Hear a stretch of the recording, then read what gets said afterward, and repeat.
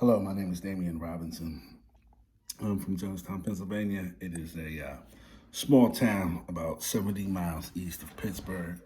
You may note the Philadelphia Phillies hat on. My father is from the Philadelphia area, so I've followed in his footsteps, and I like the Eagles and the Sixers and the Phillies. Even though I had a cousin that played for the Steelers. But anyway, as far as my emotional intelligence assessment, I figured I was emotionally intelligent before I took the assessment. The assessment just kind of confirmed what I already thought. My strengths of emotional intelligence, I think I'm strong in various areas in all four of Gorman's approach. I have pretty good self-confidence, pretty good empathy. I like developing others, and I think my greatest ability is my adaptability.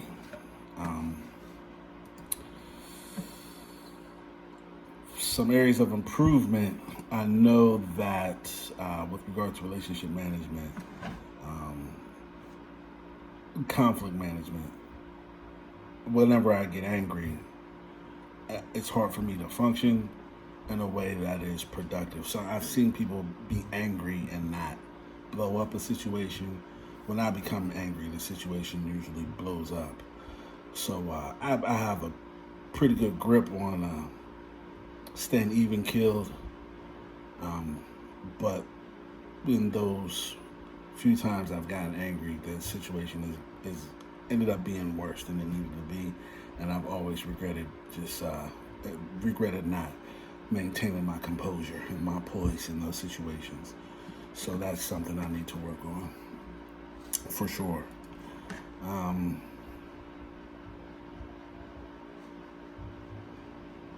Four facets: self-awareness.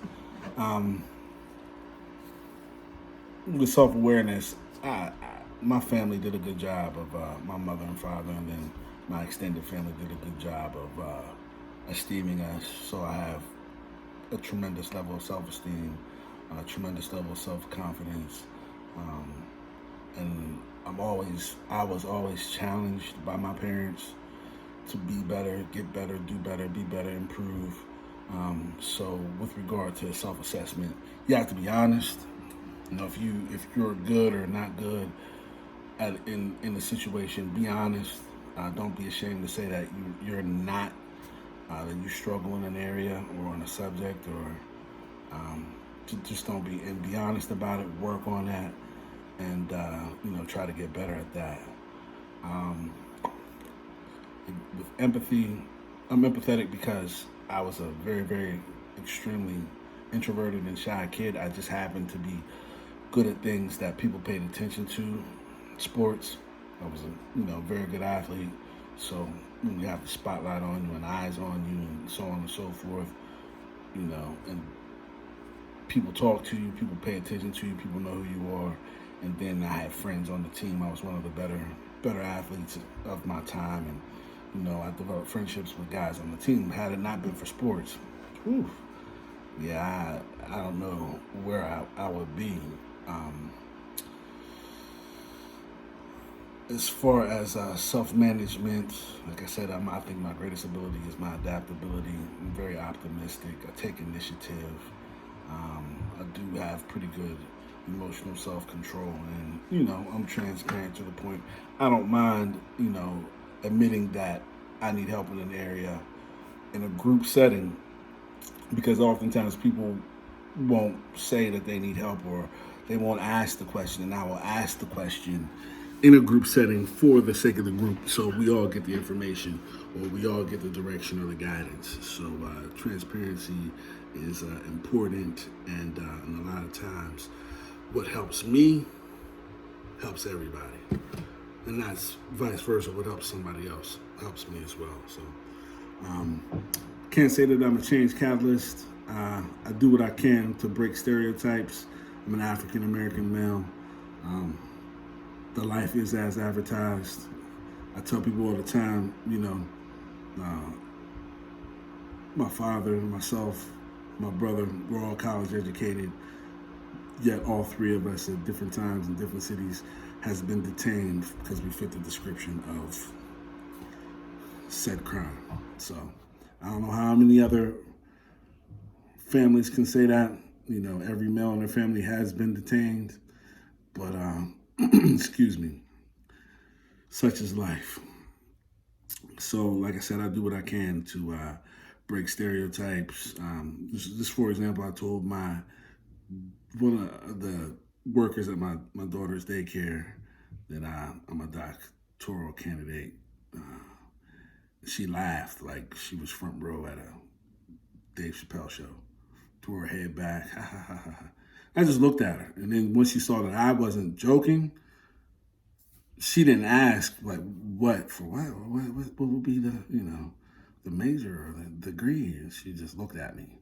So it's just those things that people don't take seriously. One more thing I'll say: I was in gifted classes growing up as well, and one of the things about what they did in the school district that I was in gifted classes is that they had a gifted test that the school district came up with, and there was an IQ test. In the state of Pennsylvania, you had to have a certain IQ score to be designated as gifted.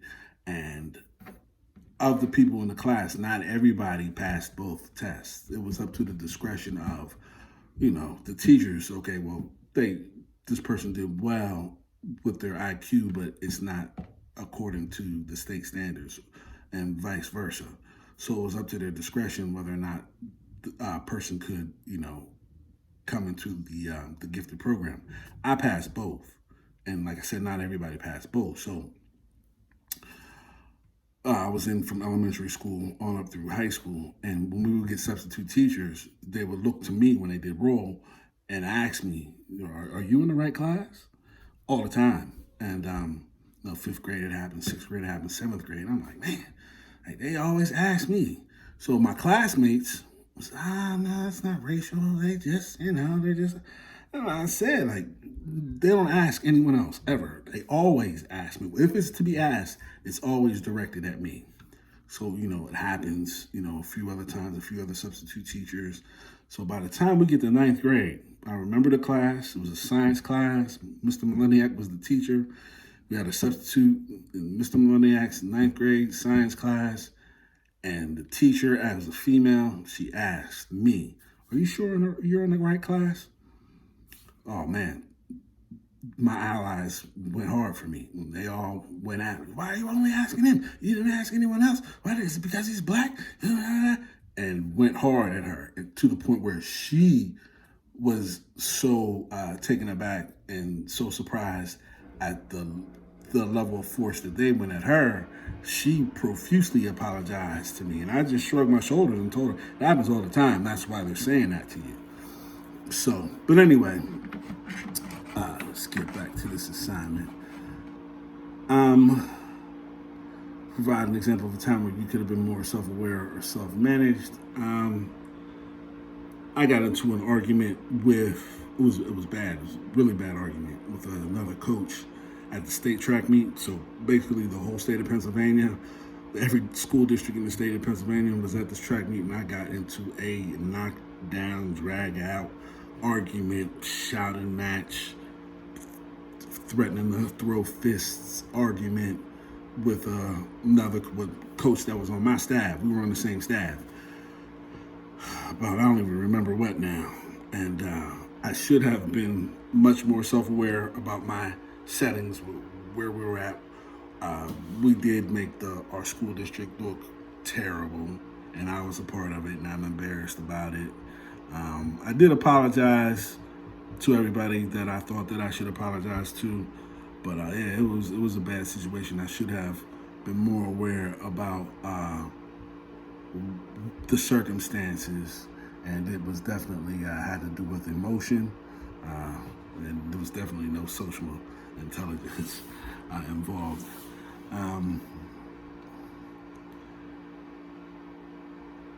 I don't know if I'm an aware leader or sensitive, but I am responsive.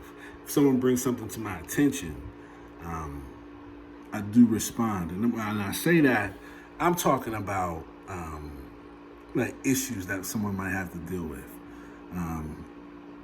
I don't want to say I'm a no-nonsense kind of person, but if you have a job to do, come do your job.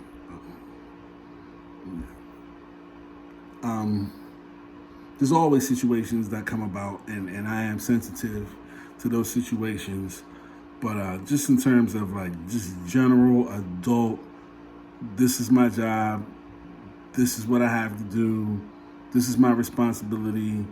I'm really not sensitive to you wanting to go home and watch American Idol. Can you leave early? I'm not sensitive in those situations. Of course, there's always opportunities for growth. I need to, as my pastor told me, season my words, not be so sharp when I speak to people. I can be blunt, just because I always believe that it's better to tell someone the truth, and if that truth hurts them to the point where they improve, it's better to tell the truth. But like I said, my pastor told me there's a way to tell the truth without being hurtful. And she said, you need to season your words. So I need to improve there. An example of a situation where intercultural responsiveness was needed but not actualized. When I was in high school, I played football. There's a black kid on the team that started dating a white girl, and it was just this brouhaha and uproar on the football team. The white guys were mad at the black guys, and so on. And our head football coach was mad at the black kid, for dating the white girl. He told her he needs to break up because he's jeopardizing the cohesiveness and the togetherness of the football team. And I always thought it just was not fair for the coach to put, whatever cohesiveness, the stakes of our team on this kid because he and this girl liked each other. I just never thought that was fair. So I thought that some intercultural responsiveness was needed in that regard, to even just to talk to him and pull him aside and, even explain to him the area that he's in and why people are upset and, old biases and people aren't progressive. Talk to the young man. Don't tell him he needs to stop dealing with someone that he likes because the football team is falling apart. In terms of assessment, and with our organization, our school district, this area, it's not progressive at all.